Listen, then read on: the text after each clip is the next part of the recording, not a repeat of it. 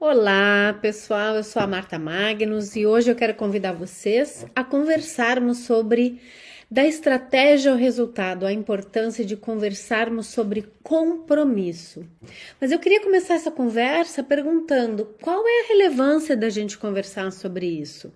A relevância é que nós, como líderes, como empreendedores, como donos de negócio, nós queremos gerar o melhor resultado para a nossa organização, para o nosso negócio e fazer com pessoas. Mas para a gente começar essa conversa, a gente precisa explorar uma cegueira que hoje existe nas organizações, que é o que é um time, afinal. Um time é um conjunto de pessoas que estão comprometidos com o resultado e que estão dispostos a coordenar ações para que isso aconteça. Por que eu quero trazer essa conversa sobre times, sobre resultados, sobre pessoas? Porque hoje, o cenário atual existe uma ênfase muito grande na estrutura, ou seja, as organizações estão muito qualificadas em termos de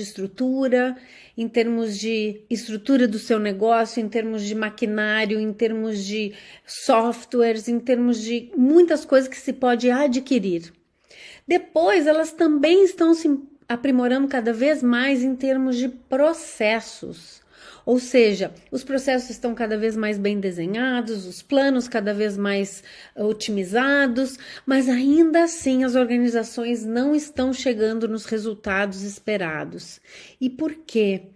Porque se lá existe um lugar onde a gente precisa incluir quem são estes seres humanos que vão andar dentro destes processos, nessa estrutura, para gerar resultados.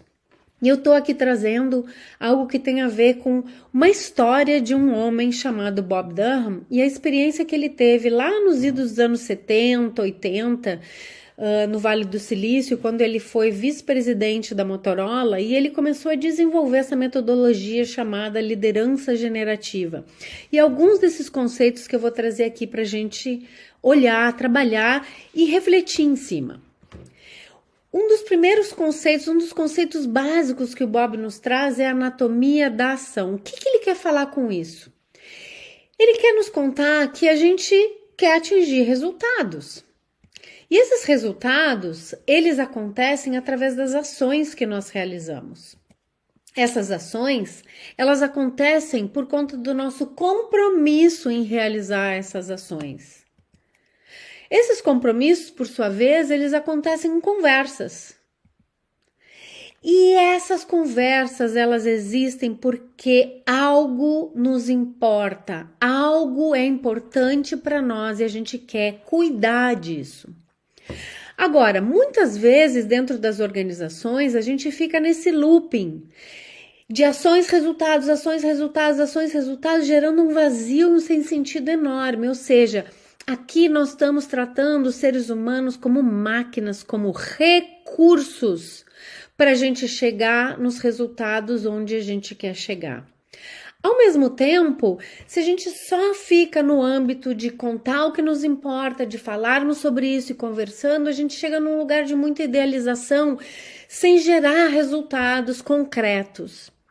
E aí o Bob se deu conta que no meio dessa anatomia existe algo que se chama compromissos, que é uma qualidade humana para gerarmos resultados. O que ele se deu conta, então? Que quando a gente conecta com o que nos importa, gera conversas, abrimos conversas, conseguimos gerar os compromissos das pessoas que estão envolvidas a que tomem ações para gerar determinados resultados, a gente encontra valor, sentido e satisfação. Por quê? Porque esses resultados estão cuidando de algo que nos importa. Então, o Bob nos traz que quando a gente conecta essa anatomia da ação de uma forma bem integral, a gente está cuidando do que importa através dos compromissos das pessoas que estão dispostas a agir, gerando resultados. Ok, mas e qual é o papel do compromisso? O papel do compromisso é que não existe ação com resultado positivo se não existe um compromisso em realizá-la. Muitas vezes esse compromisso pode ser para que eu tenha meu cheque, né? Receber meu cheque no final do mês. Mas muitas vezes esse compromisso pode chegar num lugar muito mais amplo, muito mais integral, que é incluir esse ser humano em conectar o que importa para ele dentro dessa organização com o que importa para nós, gestores, líderes e donos de negócio. E qual é o papel do líder para que isso aconteça? O papel do líder para que isso aconteça é que ele vai ser um gerador de conversas. Como que isso acontece? Quero trazer aqui um exemplo para vocês para graficar. Se a gente tomar como um exemplo geral uma organização que tem 3 níveis hierárquicos, né? Nós vamos ter aqui um primeiro nível que a gente vai trazer um CEO, um gerente geral, um segundo nível que a gente vai trazer os diretores, os gerentes, e um terceiro nível que a gente vai ter ali o time de executores, os times e os executores, certo? A gente vai vendo que os CEOs e os gerentes gerais, eles estão olhando para o futuro, eles estão fazendo um zoom out, como a gente fala, conectando com o mercado, conectando com quais são as brechas do mercado, as tendências de futuro, e eles estão muito conectados na estratégia. Já os diretores, os gerentes, eles estão neste lugar onde eles têm que fazer isso descer para os times, para que isso realmente aconteça no concreto. Então, eles são a ponte entre essa estratégia que está mais no zoom out para essa execução no detalhe que é o zoom in. E eles têm que fazer essa conversa chegar lá, né, nos times, nos executores, para que isso possa acontecer. E como que a gente faz, então, para gerar esse compromisso? Como eu estava falando, né? Os CEOs, os presidentes, gerentes gerais, eles trazem essa estratégia e eles trazem essa conversa de alinhamento da estratégia com os resultados que se espera para os diretores, para os gerentes. Por sua vez, esses diretores, esses gerentes, eles têm uma conversa de compromisso com os times e com os executores. Mas aqui a gente tem um detalhe que é, muitas vezes, a conversa acontece da seguinte forma: cumpra-se. Esse é o plano e vocês estão aqui para cumprir. Mas não é uma conversa para gerar um compromisso. Por quê? Porque essa é uma conversa de uma única mão. Para a gente ter uma conversa de compromisso, a gente tem que abrir uma conversa também sobre a capacidade de realizar esse plano. Seja por quantidade de recursos, seja por habilidade dos próprios executores, seja por capacidade de tempo, que isso é uma das grandes quebras hoje dentro das organizações, que é as pessoas estão completamente sobrecarregadas, as pessoas estão sem tempo, as pessoas estão sem conseguir realizar o que tem que realizar e só chega cada vez mais coisa dentro do prato, as pessoas começam a dizer sim, mas não estão se comprometendo a entregar.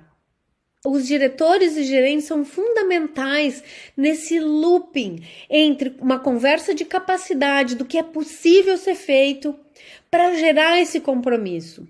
Ao mesmo tempo, eles também são os responsáveis para negociar essa possibilidade com os presidentes, CEOs, gerentes gerais, dessa nova realidade, do que é possível e do que não é possível de ser entregue, e como que é possível de ser entregue. Então, não é só uma conversa que vai de cima para baixo, da estratégia ao cumpra-se, mas também é o que é possível de ser entregue, quando e como, de baixo para cima, em que existem todas essas conversas acontecendo para que realmente se gere um compromisso e não uma obrigação, que são lugares somáticos, emocionais completamente diferentes. E afinal, do que a gente está falando aqui? Conversas. Todas essas são conversas. Então, trazendo tudo isso para a prática, a pergunta que fica primeiro é: qual é a conversa faltante? A conversa faltante é de trazer estratégia para o nível da execução e de geração de compromisso, ou a conversa que está faltando é escutar os executores que estão lá na ponta para ver o que é possível ser entregue, para que se façam promessas confiáveis e não se gere quebres dentro da organização.